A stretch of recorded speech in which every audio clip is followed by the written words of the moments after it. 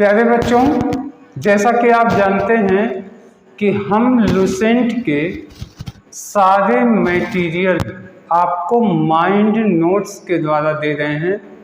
इसमें हम कुछ शब्दों के माध्यम से पूरी की पूरी मैटर के कंटेंट को ब्रीफ करते हैं और सिर्फ वही शब्द होते हैं जो आपको याद रखने।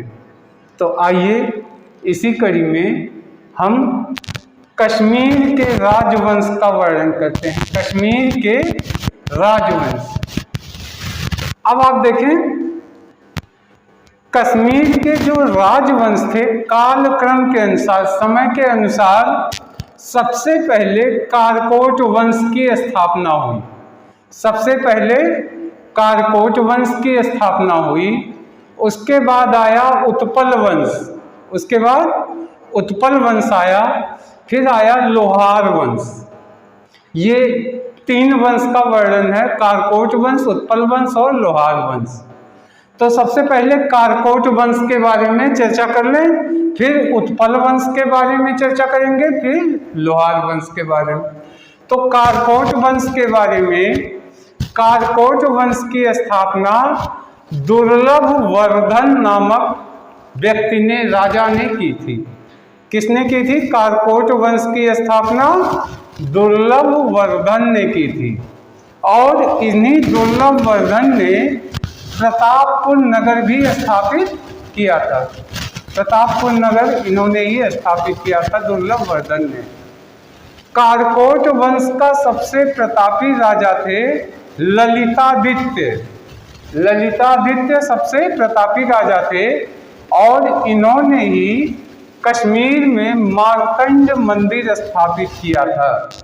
कश्मीर में मार्तंड मंदिर स्थापित किया था। इस तरीके से ये कारकोट वंश की सूचना मिली। अब आते हैं उत्पल वंश के बारे में। उत्पल वंश के बारे में, इससे पहले कारकोट वंश के बारे में, फिर अब उत्पल वंश के बारे में। उत्पल वंश के संस्थापक अवंती वर्मन थे। अवंती वर्मन उत्पल वंश के संस्थापक थे। इनके जमाने में एक इंजीनियर थे, उनका नाम था सूथ्य।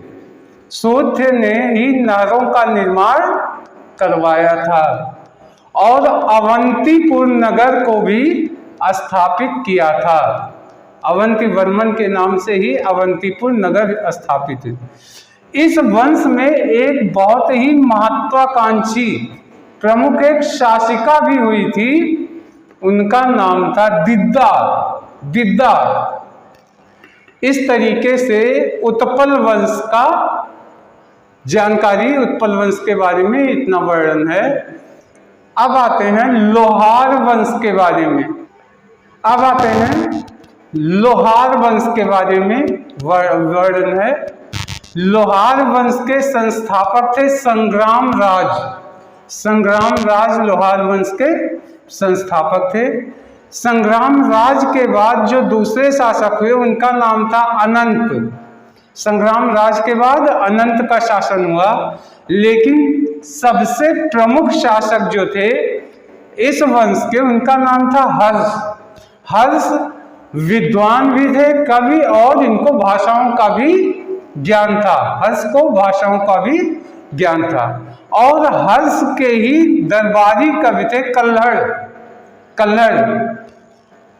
और प्रमुख शासक थे, अंतिम शासक जो इस वंश के थे उनका नाम था जय सिंह।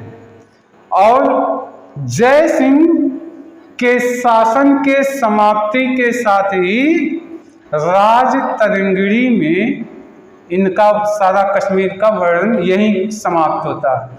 अब आप, राज तरंगिणी क्या है?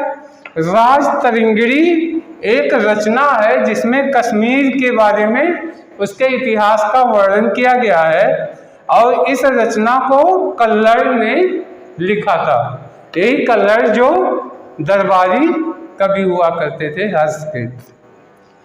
तो बच्चों, आशा है कि ये आपके नोट्स आपके कंपटीशन के लिए बहुत ही यूजफुल होंगे।